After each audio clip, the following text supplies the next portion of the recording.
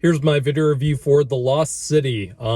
This is a kind of brand new romantic adventure comedy that you've kind of seen before, except it's very much like the 1984 film Romancing the Stone, from what I've heard. I haven't seen Romancing the Stone. I know I probably should. I probably should have watched it, but I should definitely watch it now. But anyway, this is starring Sandra Bullock and Channing Tatum, as well as Daniel Radcliffe and a bunch of other recognizable people. So Sandra Bullock is playing like a sexy like romance novels, but set with like these adventurous kind of Indiana Jones style themes. And the title of one of her books is The Lost City of D, so that immediately gives you the clue there. But a lot of people don't like these novels. These are not very critically acclaimed, but there's a diehard following for it. And then Daniel Radcliffe's Channing Tatum's character plays her cover model for her books, and he's got this really long blonde like Fabio type hair. They literally call him Fabio in one scene, which was pretty great.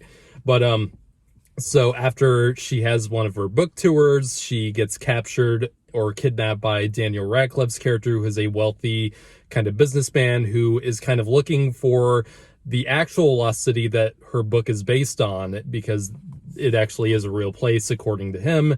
And so it's basically they're going on an adventure to find this place, and it's kind of a race against the clock to find the city first. You've seen this kind of thing with a ton of other movies, like I said, Indiana Jones, Romancing the Stone. So really the setup is nothing new for this type of movie, but it's really the chemistry between the actors, it's the performances, and it's the pretty funny writing that they introduced with this movie. And I had a really fun time watching this. I thought it was a really fun comedy. And we really don't get movies like this that much anymore, at least in theaters.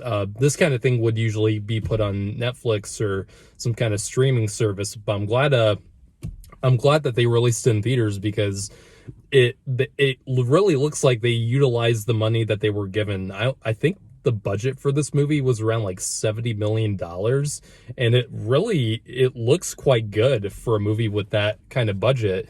Kind of a middle range budget too, which is kind of rare now. But a lot of the movie was shot on actual locations from what I'm aware of. And you can definitely tell, like, it's not just a bunch of like green screen, and a bunch of fake sets. They actually did film a lot of these jungle scenes on real locations, and you can definitely tell.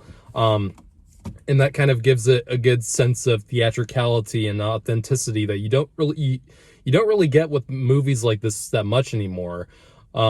Sometimes, like, I didn't see Red Notice, which I guess is kind of comparable with this type of movie, like kind of similar tone, because they're both comedy. I did not watch Red Notice because I had no interest in watching Red Notice. Despite the actors involved, I have no interest in it at all. And I've seen clips of that movie, and despite also having a big budget, that movie looks like it's a fucking commercial. And this movie did not look like a commercial to me at all. Like, it's really well shot. And that's not really a thing that most people are looking for with a movie like this, but as someone who's more critical about movies, I'm glad that they actually did put a lot more effort into this one than you probably would expect a mainstream comedy like this to do. And it's kind of funny because the Uncharted movie is also out. Again, a movie that's one of the few movies that's been out that I have just not gotten around to.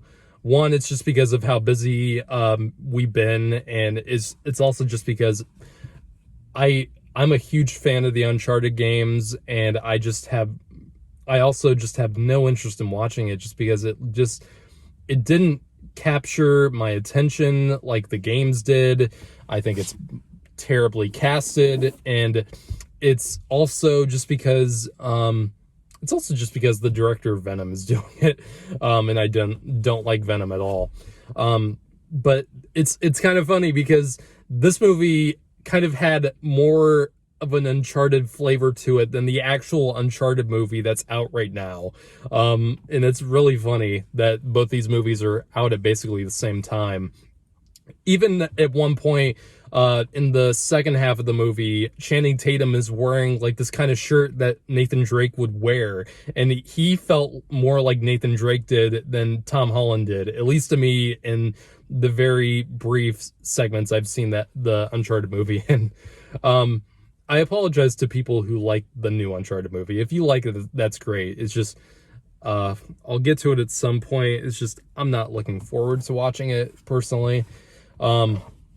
And also, one thing I did notice about this movie, a lot of trailers nowadays seem to spoil the movie, like the entire thing, and you can pretty much tell where the movie's gonna end, where the movie's gonna begin and end. And this really, the trailers did not really show the whole movie, which is kind of like a given, like you really don't want that. But with so many comedies spoiling the entire movie, the Brad Pitt scene, I'll talk about that. The Brad Pitt in this movie is amazing. He is so great. He's not in it a ton, like the trailers suggest, but yes, he's not in it a lot, but the few scenes he's in, he steals the show, and those are probably my favorite scenes of the movie. And the trailer kind of suggests that like that's kind of like the climax of the movie, with the Brad Pitt scene where they're running away from the explosions. That's like in almost the end of the first act, which I'm glad that they didn't show a whole ton of the movie, and there's still some good surprises here and there. The chemistry between Channing Tatum and Sandra Bullock I thought was really great. Some people might not buy the romance between the two of them, but I thought they were very good together. Both of them were very funny, and you could tell that they were given good enough material to go off of, and not just being able to sell themselves just because they're incredibly big movie stars. With that said, though, like I don't think this movie is groundbreaking in any way. It's some of it is pretty cliched. Not really a ton of the movie is that surprising.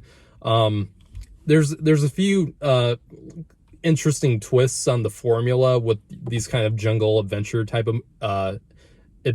movies, but not a ton.